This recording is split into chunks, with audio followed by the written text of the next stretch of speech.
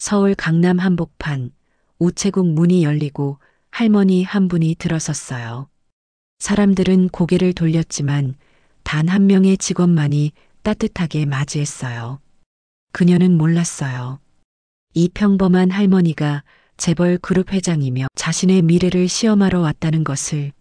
안녕하세요. 오늘도 방문해 주셔서 감사합니다. 구독과 좋아요는 이야기를 만드는데 큰 힘이 됩니다. 오늘의 이야기 바로 시작하겠습니다. 태양그룹 본사 68층 회장실. 강은영은 창밖을 내다보며 깊은 한숨을 내쉬었어요. 책상 위에는 한 장의 서류가 놓여 있었어요. 아들 강지훈이 직접 작성한 결혼 승낙 요청서였어요. 상대는 이수진, 27살의 우체국 계약직 직원이었어요. 은영은 서류를 천천히 읽어 내려갔어요. 부모님은 5년 전 교통사고로 돌아가셨고 남은 가족은 없었어요. 학력은 지방 전문대 졸업, 재산은 전세 보증금 5천만 원이 전부였어요. 화려한 배경은 어디에도 없었어요. 비서실장이 조용히 들어와 차를 내려놓았어요. 은영은 서류를 덮으며 물었어요. 신원조회 결과는? 깨끗합니다. 빚도 없고 정가도 없습니다. 다만 너무 평범합니다. 특별한 것이 아무것도 없습니다. 은영은 고개를 끄덕였어요. 바로 그것이 문제였어요. 아들은 이 여자를 진심으로 사랑한다고 했지만 은영은 확신할 수 없었어요. 혹시 재산을 노리는 것은 아닐까? 혹시 신분 상승을 꿈꾸는 것은 아닐까? 은영은 43년간 기업을 경영하면서 수많은 사람을 만났어요. 겉으로는 진심인 척하지만 속으로는 이익을 계산하는 사람들을 너무 많이 봤어요. 그래서 더 조심스러웠어요. 창밖으로 해가 지고 있었어요. 은영은 결심했어요. 서류로는 사람을 알 수 없다고. 직접 만나서 확인해야겠다고. 하지만 회장의 신분으로 가면 진짜 모습을 볼 수 없을 거예요. 사람들은 권력 앞에서 가면을 쓰니까요. 은영은 비서실장에게 말했어요. 내일 일정 전부 취소해요. 개인적으로 볼 일이 있어요. 회장님, 중요한 이사회가 다음 주로 미뤄요. 비서실장은 더 이상 묻지 않았어요. 40년 동안 은영을 보좌해온 그는 알고 있었어요. 회장이 이런 표정을 지을 때는 누구도 막을 수 없다는 것을요. 그날 밤 은영은 오랫동안 잠들지 못했어요. 침대에 누워 천장을 바라보며 생각했어요. 저 여자는 정말 아들을 사랑하는 걸까? 아니면 태양그룹 후계자의 아내가 되고 싶은 걸까? 이 질문의 답을 찾기 전까지는 은영은 결혼을 승낙할 수 없었어요. 은영의 머릿속에 오래된 기억이 떠올랐어요. 25살 대학을 갓 졸업한 그녀는 아버지가 운영하던 무역회사에서 일하고 있었어요. 그때 그녀는 한 남자를 만났어요. 이름은 민우, 동네 철물점 아들이었어요. 가진 것은 없었지만 눈빛만큼은 반짝였어요. 그는 밤마다 야간 대학에 다니며 공부했고 낮에는 아버지 가게를 도왔어요. 은영은 그의 성실함에 마음이 끌렸어요. 두 사람은 몰래 만났어요. 한강 둔치를 걸으며 미래를 꿈꿨어요. 민우는 말했어요.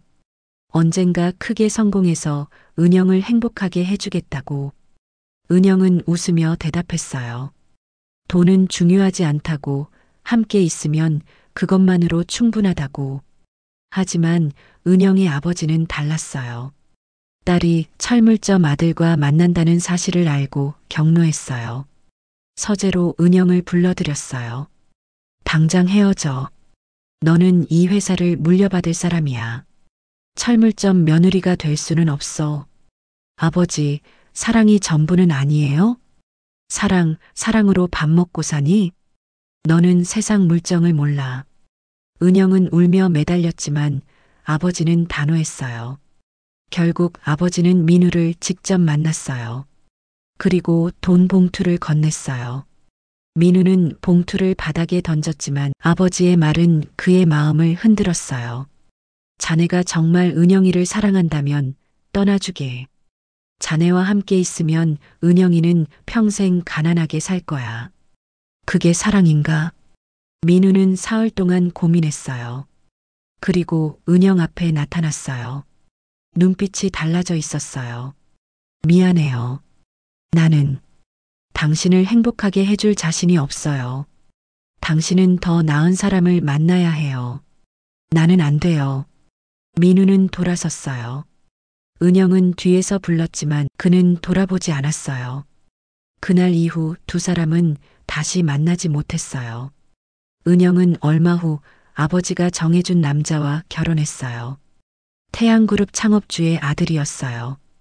결혼 생활은 평탄했어요. 남편은 착했고 아들 지훈도 태어났어요. 하지만 은영의 가슴 한쪽에는 늘 빈자리가 있었어요. 밤마다 꿈에 민우가 나타났어요.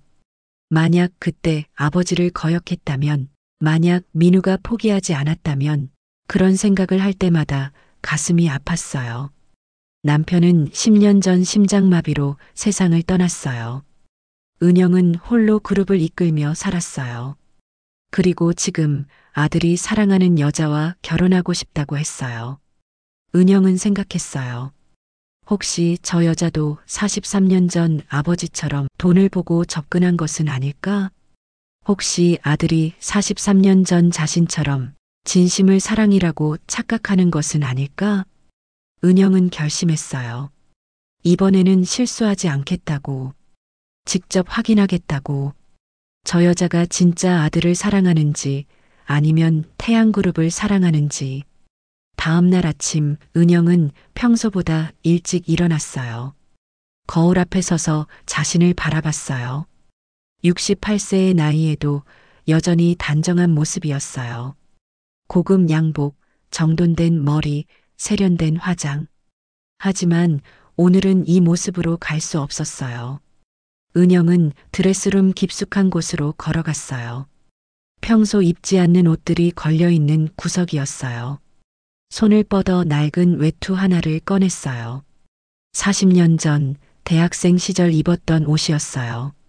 색이 바래고 구석이 해진 회색 외투였어요. 옷장 아래 서랍을 열었어요. 오래된 청바지와 헝클어진 스카프가 나왔어요. 은영은 이것들을 침대 위에 펼쳐 놓았어요. 그리고 욕실로 들어가 화장을 지웠어요. 깨끗한 얼굴에는 나이의 흔적이 그대로 드러났어요. 거울을 보며 머리를 헝클어뜨렸어요. 평소의 우아한 모습은 온데간데 없었어요. 낡은 옷을 입고 화장기 없는 얼굴에 흐트러진 머리. 거울 속 자신은 마치 거리의 노숙자 같았어요. 은영은 만족스럽게 고개를 끄덕였어요. 이 모습이라면 누구도 자신이 태양그룹 회장이라고 생각하지 못할 거예요. 가방도 명품 대신 낡은 청가방을 들었어요. 지갑에는 10,000원짜리 몇 장만 넣었어요. 비서실장에게 전화를 걸었어요. 오늘은 혼자 나갈 거예요. 운전기사도 경호원도 필요 없어요. 회장님, 위험합니다. 최소한 경호원 1명은. 아무도 따라오지 마요. 이건 명령이에요. 전화를 끊고 은영은 지하 주차장으로 내려갔어요. 좋은 차 대신 구석에 세워둔 오래된 경차로 향했어요. 10년 전 남편이 취미로 모았던 차였어요. 먼지가 쌓여 있었지만 시동은 걸렸어요. 은영은 직접 운전대를 잡았어요. 얼마 만인지 기억도 나지 않았어요. 회장이 된 후로는 늘 뒷자리에 앉았으니까요. 하지만 핸들을 잡으니 옛날 기억이 떠올랐어요. 민우와 함께 드라이브하던 시절이요. 차는 강남 거리로 나섰어요. 출근 시간이라 도로는 막혔어요. 은영은 천천히 운전하며 생각했어요. 이수진이라는 여자는 어떤 사람일까? 아들을 진심으로 사랑할까? 아니면 돈을 보고 접근한 걸까? 우체국 주차장에 차를 세웠어요. 거울을 한 번 더 확인했어요. 완벽한 변장이었어요. 심호흡을 하고 차에서 내렸어요. 이제부터가 시작이에요. 우체국 입구 앞에 서자 은영은 잠시 망설였어요. 68년을 살면서 이런 차림으로 공공장소에 들어가 본 적이 없었어요. 하지만 진실을 알기 위해서는 어쩔 수 없었어요. 문을 밀고 들어갔어요. 로비는 사람들로 붐볐어요. 점심시간이라 직장인들이 많았어요.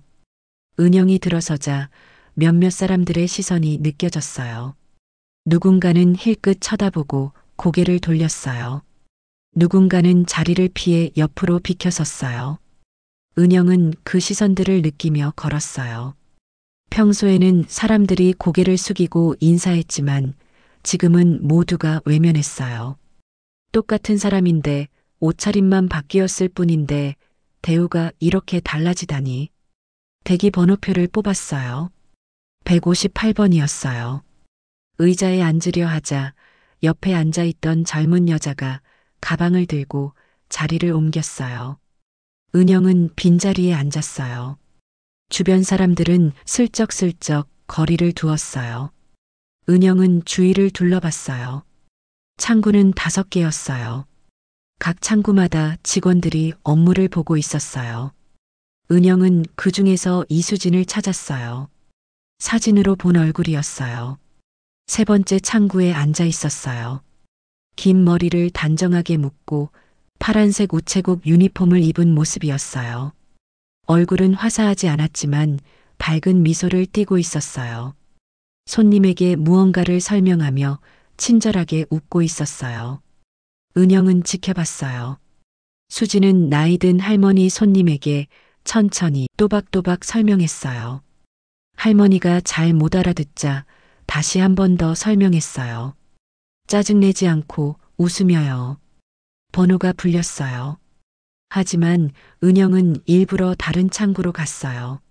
먼저 다른 직원들의 태도를 보고 싶었어요. 비교해야 수진의 진짜 모습을 알 수 있을 테니까요. 첫 번째 창구의 직원은 젊은 남자였어요. 은영이 앞에 서자 인상을 찌푸렸어요. 뭐 하실 건데요? 은영은 일부러 더듬거리며 말했어요. 저 소포를 보내려고요. 서류 작성하셨어요? 아직. 저기 가서 먼저 작성하고 오세요. 뒤에 사람 많아요. 냉정한 목소리였어요. 은영은 물러섰어요. 2번째 창구로 갔어요. 이번에는 중년 여직원이었어요. 은영을 보더니 손사래를 쳤어요. 우리 은행 업무는 안 해요. 우체국 업무만요. 아니, 저는. 다음 분. 말도 끝내지 못하고 쫓겨났어요. 은영은 씁쓸하게 웃었어요.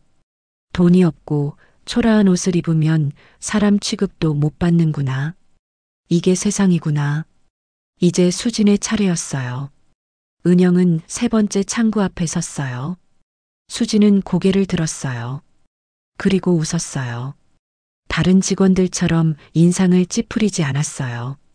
오히려 더 환하게 웃으며 말했어요. 어서 오세요, 할머니. 어떻게 도와드릴까요? 수진의 목소리는 부드러웠어요. 은영은 놀랐어요.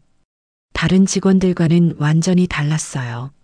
시선도 말투도 표정도요. 수진은 은영을 똑바로 쳐다보며 기다렸어요. 은영은 일부러 천천히 말했어요. 저 택배를 보내고 싶은데요. 네, 택배 보내시려고요? 어디로 보내시게요? 부산인데. 잘 모르겠어요. 괜찮으세요? 제가 도와드릴게요. 일단 여기 앉으세요. 수지는 자리를 가리켰어요. 창구 옆에 놓인 의자였어요. 은영은 앉았어요.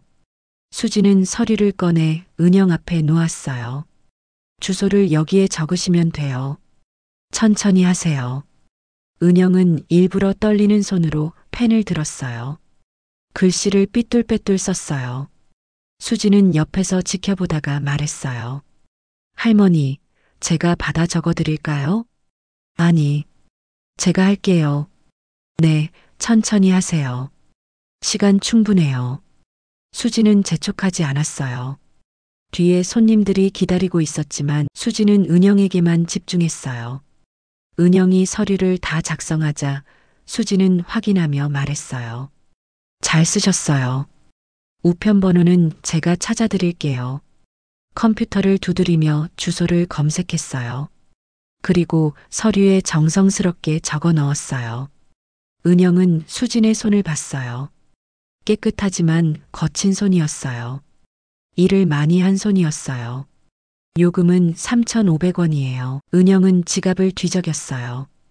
일부러 동전을 쏟았어요. 동전들이 바닥에 굴러 떨어졌어요. 은영은 당황한 척하며 몸을 숙였어요. 아이고. 수지는 재빨리 창구 밖으로 나왔어요. 바닥에 무릎을 꿇고 동전을 주었어요. 다른 손님들이 밟을까봐 조심스럽게 모았어요. 그리고 은영의 손에 쥐어 주었어요. 괜찮으세요? 다치신 데 없으세요? 미안해요. 제가 실수를. 아니에요, 할머니. 누구나 실수할 수 있어요. 수지는 다시 창구로 돌아갔어요. 은영이 돈을 내자 영수증을 꼼꼼하게 챙겨주었어요. 그리고 메모지에 무언가를 적었어요. 할머니, 이거 보세요. 택배 번호예요. 이걸로 인터넷에서 확인할 수 있어요. 인터넷을 잘 못해요. 그럼 전화로 문의하시면 돼요. 여기 번호 적어 드릴게요. 수지는 큰 글씨로 전화번호를 적어 주었어요. 은영의 눈이 잘 안 보일 거라고 생각한 거예요. 그리고 자기 개인 전화번호도 적었어요. 혹시 모르시는 거 있으면 저한테 전화하세요. 언제든지요.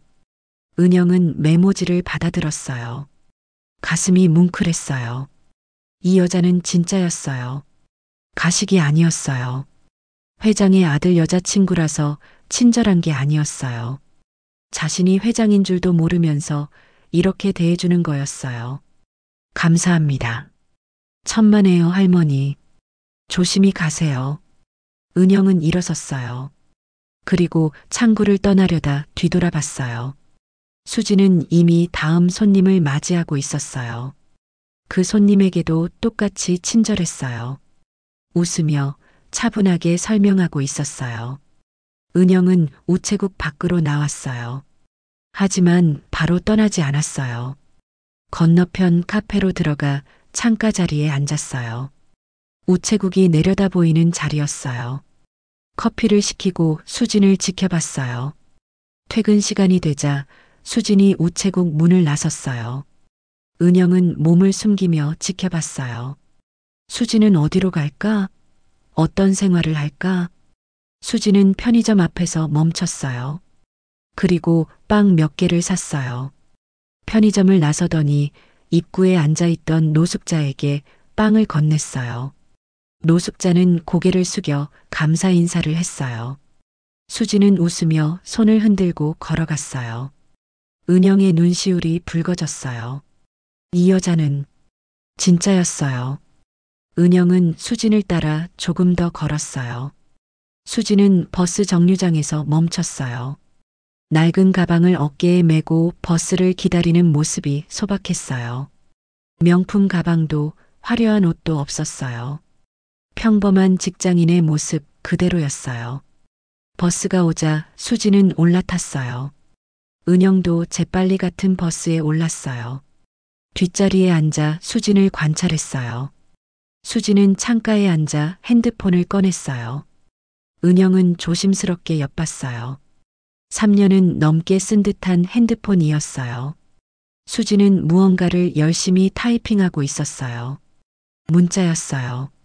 받는 사람은 지훈 오빠로 저장되어 있었어요. 은영의 아들이었어요. 수진의 손가락이 빠르게 움직였어요. 내용은 보이지 않았지만 표정이 밝았어요. 미소를 지으며 메시지를 보내는 모습이 행복해 보였어요. 버스는 강남을 벗어나 변두리로 향했어요. 40분쯤 지나자 수진이 내릴 준비를 했어요. 은영도 따라 내렸어요. 낡은 주택가였어요. 좁은 골목길에 빌라들이 다닥다닥 붙어 있었어요. 수지는 익숙한 발걸음으로 걸었어요. 작은 빌라 앞에서 멈췄어요. 3층짜리 건물이었어요. 페인트가 벗겨지고 외벽에 금이 가 있었어요. 수지는 계단을 올라 2층 202로 문을 열었어요.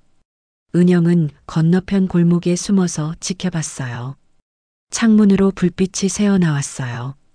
수진이 방 안을 돌아다니는 그림자가 보였어요. 은영은 한참을 서 있었어요. 68년을 살면서 이런 동네에 와본 적이 거의 없었어요. 습한 공기, 좁은 골목, 낡은 건물.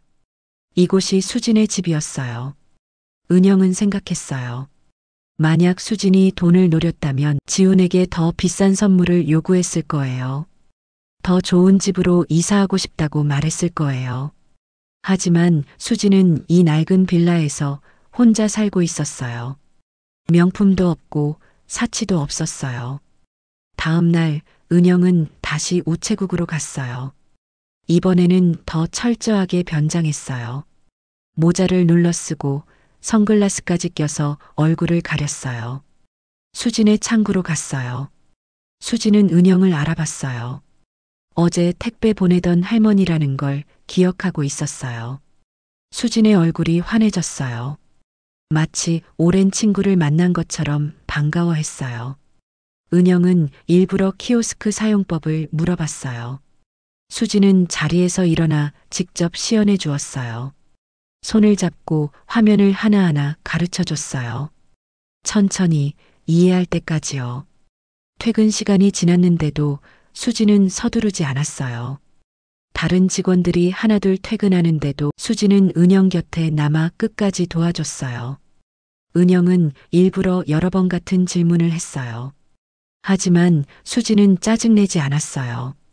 똑같은 대답을 웃으며 반복했어요. 마치 어린아이를 대하듯 인내심 있게 설명했어요. 은영의 가슴이 따뜻해졌어요. 43년 전 민우가 떠올랐어요. 그도 이렇게 착했어요. 가진 건 없었지만 마음만은 넓었어요. 수진에게서 그때의 민우가 보였어요.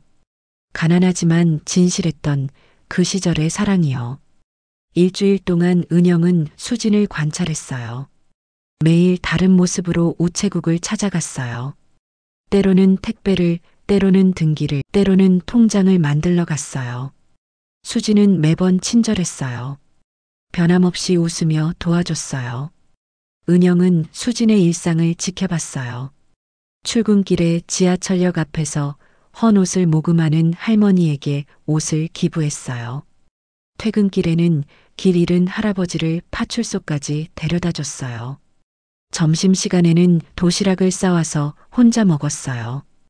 외식하는 법이 없었어요. 수지는 돈을 아꼈어요. 커피도 테이크아웃으로 사서 마셨고 옷도 세일 기간에만 샀어요. 화장품도 저렴한 브랜드를 썼어요. 하지만 남을 도울 때는 아낌없었어요. 어려운 사람을 보면 망설임 없이 손을 내밀었어요. 은영은 비서실장에게 전화를 걸었어요. 수진의 과거를 더 자세히 조사하라고 했어요. 며칠 후 보고서가 올라왔어요. 내용을 읽으며 은영의 눈시울이 붉어졌어요. 수진은 부모님이 돌아가신 후 혼자 살았어요. 보험금도 거의 없었고 친척들은 외면했어요. 전문대를 졸업하고 취업했지만 계약직이라 불안정했어요.